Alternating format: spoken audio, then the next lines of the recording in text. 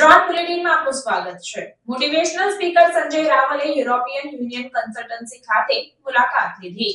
અમદાવાદ ખાતે સ્થિત European union consultancy ખાતે મોટિવેશનલ સ્પીકર સંજય રાવલે મુલાકાત લીધી હતી અને જણાવ્યું કે વિદ્યાર્થીઓને જીવનમાં સફળ થવું હોય તો પોતાનું ઘર છોડીને વિદેશ જવું જોઈએ, ત્યાં ભણતર કરવું જોઈએ, જેથી દુનિયામાં શું ચાલી રહ્યું છે તેની સમજ પડે અને યુરોપિયન યુનિયન કન્સલ્ટન્સી એ બાબતે ખૂબ જ મહત્વપૂર્ણ ભૂમિકા ભજવે છે।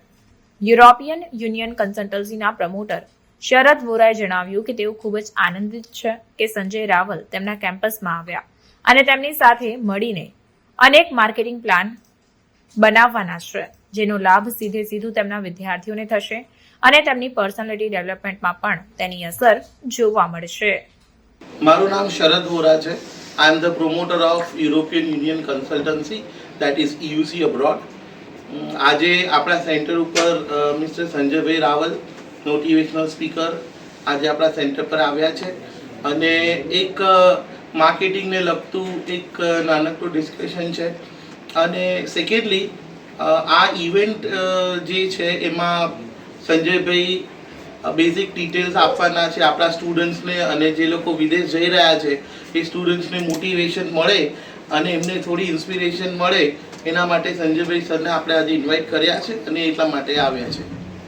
આ ઇવેન્ટ ફક્ત અને ફક્ત યુસી અબ્રોડના સ્ટુડન્ટ્સ અને યુસી અબ્રોડ સાથે કનેક્ટેડ જે સ્ટાફ મેમ્બર્સ છે એ લોકો માટે જ છે। Thank you. આજે અમારા ભાઈ તારું નામ શું? શરદ વોરા। શરદ વોરા મારો બહુ જૂનો એક ફેન અને મિત્ર, ઘણા વખતથી અહીંયા આવવાની ઈચ્છા થતી હતી પણ આજે એના સંજોગો ઊભા થયા। અમારે એસએમએસઆર સ્કિલ સેન્ટર ચાલે છે, એનું બધું ડિજિટલનું કામ હમણાંથી ભાઈ જોવે છે અને અંતર્ગત અહીંયા આવ્યો છું। યુસી કરીને એને આખું એબ્રોડ છોકરાઓ જાય અને મોટી કન્ટ્રીને બદલે નાના નાના દેશોમાં પણ બહુ સરસ કોર્સિસ ને બધું છે, એવું સરસ પ્રયત્ન કરી રહ્યો છે। ઘણા વર્ષોથી આ ફિલ્ડમાં છે, એકદમ ડેસિંગ માણસ જોઈએ એની સાઇઝ પરથી તમને લાગશે ખુશખુશાલ માણસ છે, એટલે એનાથી આવવાનું ગમે, કોઈ ખાસ કારણ નથી। આજે એમ એને આ બધું મને અહીંયા તમારી સામે બેસાડી દીધો છે, પણ હું એવું ચોક્કસ માનું છું કે દેવું કરીને બી ઘી પીવું।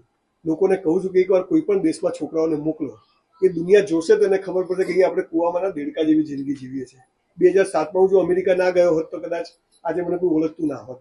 એટલે the sky is the limit એવું છે, પણ એના માટે એકવાર ઘરમાંથી પગ બહાર કાઢવો પડે। હું તો એવું ચોક્કસ માનું છું કે જે ગામમાં જન્મે ત્યાં રહેવું નહીં જો પ્રગતિ કરવી હોય તો એકવાર પણ બહાર બાળકોને મોકલો અને દુનિયા ક્યાં ચાલે છે એની ખબર પડે। ભલે પછી ભારતનો પ્રેમ હોય પાછા આવે જુદો વિષય છે, પણ કંઈક કરવું જોઈએ અને એના માટે આ લોકો બહુ સરસ કામ કરે છે। અમે પણ સ્કિલ ડેવલપમેન્ટનું જે કામ એનો હેતુ એ છે કે છોકરાઓ નાની નાની સ્કિલ શીખીને એબ્રોડ જાય અને પૈસા કમાય, બસ ધેટ્સ ઓલ।